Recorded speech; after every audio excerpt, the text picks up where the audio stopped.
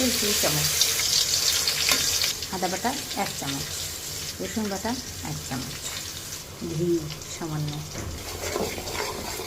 মরিচ কয়েকটা, লবণ স্বাদ মতো, হাতে তৈরি করা গরম মশলা, এটা বাসায় তৈরি করেছি। এর ভিতরে জয়ফল সব দেওয়া, গোলমরিচের গুঁড়া এটা সামান্য, হলুদ একেবারেই সামান্য, কালারটা সুন্দরের জন্য আর কি, আর মরিচের গুঁড়া স্বাদ মতো। এখন দিয়ে দেবো এটা সামান্য, এটার হাফ দিয়ে দিয়েছি। না পোলাওর জন্য এটা এই টাইপের মশলাতে আরও স্বাদটা বাড়াবে, আবার এটা না দিলেও হয়।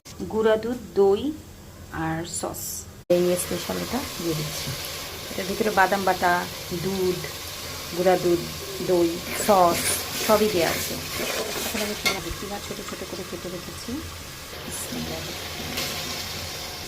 পুরো একটা মুরগির কিমা।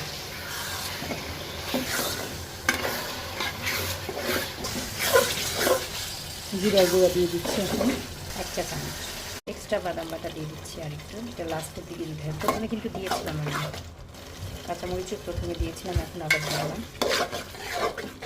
দিয়ে দেবো এটাকে একটু হাত দিয়ে গুঁড়া গুঁড়া করে নিতে হবে, এটা ঘন হয়ে যাবে এখন।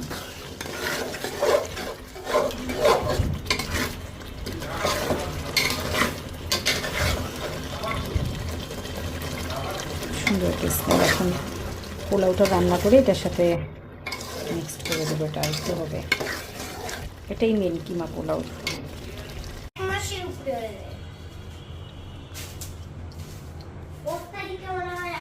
হালকা ভাজা দিয়ে এখন এটা ছেড়ে দেবো আস্তে আস্তে।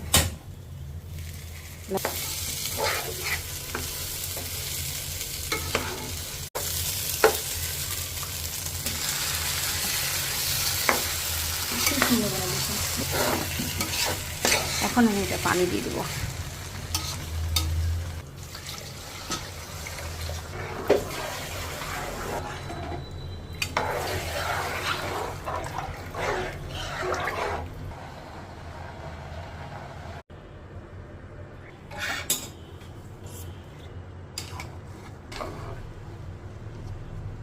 উল্টো পাল্টে দিতে হবে।